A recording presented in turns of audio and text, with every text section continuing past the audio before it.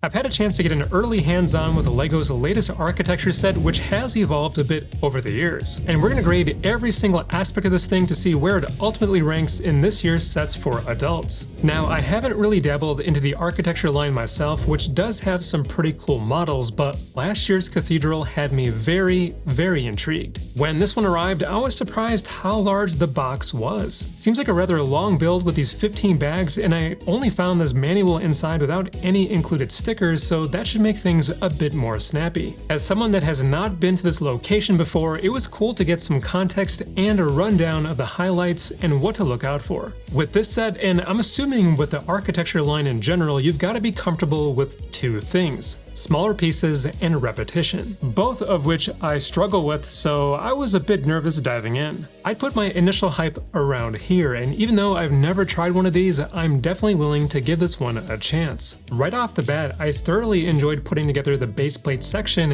as we started to size this thing up. I'm so not used to the scale, so it was cool to see the stairs on the sides come together. And the fountain and rock structures brought plenty of variety to keep things interesting, and it was a treat to see it all start to take shape as well. There was even a hidden Easter egg here under the fountain, along with explanations throughout the manual, so it kept my interest for sure. The building in the back started to bring in some repetition, but there were cool techniques along the way, which I'll get to here in a second. That kept things enjoyable, and I definitely had to focus a bit more. Some areas like the windows here needed extra care, and there were a lot of little pieces that I had to straighten out as best as I could. It brought in a bit of a challenge. I really enjoyed putting together the statues toward the end along with the intricate areas, and once this thing was put together, it felt super solid. It probably took me around 7 hours to assemble, but I'm recording along the way, so it'll probably be quicker for you. We'll get into complexity next, but this was my very first architecture build, and I've got to say that the experience was enjoyable. I'm not entirely sold on this line of sets yet, but I am interested to try more. And I'll be covering more LEGO builds and rankings for adults, so make sure to like and subscribe so that YouTube puts these on your home screen when you hop onto the app. When looking at techniques, I must say that I appreciate the way that the terrain is put together. Not only did it make the build more enjoyable, but it looks awesome and adds so much character around the fountain itself. Speaking of the fountain, I really like the texture work that's around it, and check out these color gradients here with the tan, white, and blue pieces underneath. It's very well done and enhances the fountain area quite a bit. The building had some interesting techniques as well, like these window openings where I had to make sure that everything was aligned up. I definitely needed to get into focus mode for this one. There weren't really any mechanics along the way, so expect a pretty straightforward and chill build. I would say that there was enough here to make it worthy of the 18+ line for adults. From a design perspective, there were some interesting color choices for the structure. If I were to guess, the designers possibly chose this white and what appears to be like a light coral color to give the model some depth, or perhaps mimic some ambient colors from the environment. Maybe like a sunrise sunset sort of effect. If it was all the same color, I think you lose that effect for sure. We'll look at comparisons here in a second, but quickly looking at LEGO's original attempt at the set over 10 years ago, you can see how it didn't seem to pop as much. Kudos on the new design.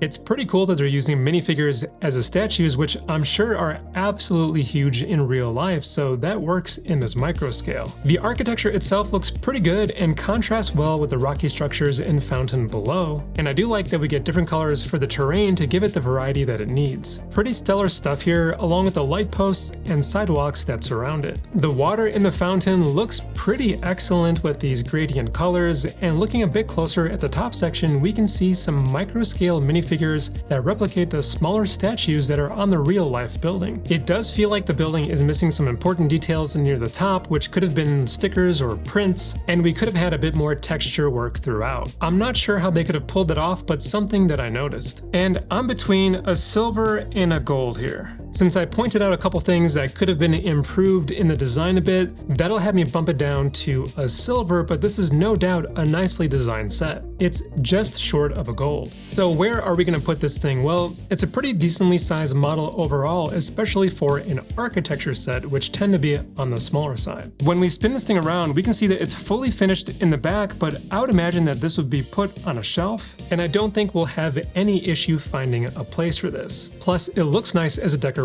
piece. I think that the neutral colors help it blend with other things rather easily. I know that fans of modulars usually pair them up next to each other, but I'm not sure if architecture fans do the same thing. I see this more as a standalone and it might not blend well with others unless you have them on different shelves with other decorations around. Since the back is finished with this solid color, you can pretty much display this thing anywhere if you're into this type of thing. I think it'll look fantastic on the shelf and no doubt what this is for. There's nothing to really interact with here, and that won't hurt the overall ranking. It's not really expected from this line. Compared to the real life structure, did LEGO capture the spirit of the building? Absolutely. But what fine details did they miss out on? Well, there appears to be some writing at the top of the real thing which is missing in the LEGO build. A print could have looked really cool here, and even a sticker would have been okay. There's also this pattern here in the center that is missing in LEGO's version. That could have elevated the design even more, unless they were going for a minimal, simplistic look. As much as I like the rock formations, I can't take off any points here, even though it looks quite a bit different. I think the designers did the best that they could with what they had to work with. I do think that using the nanoscale minifigs was a good design choice for the sculpted scenes that we see here.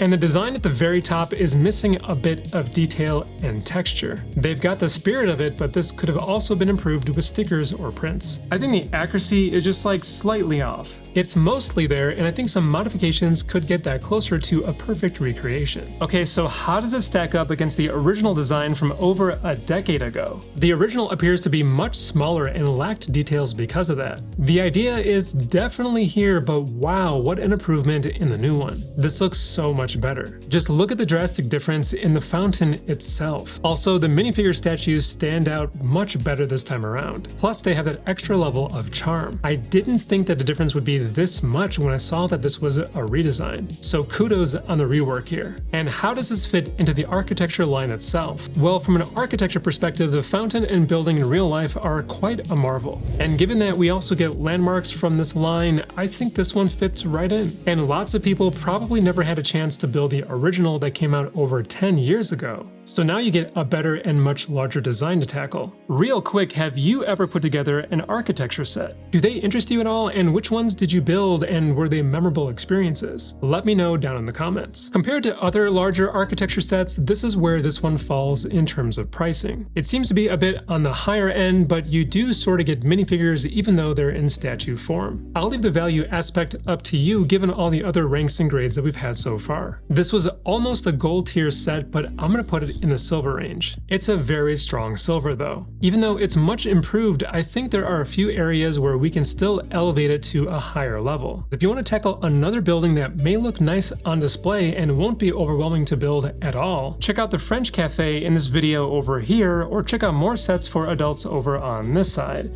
As always, I'll keep an eye out for interesting designs, and I will catch you in the next one.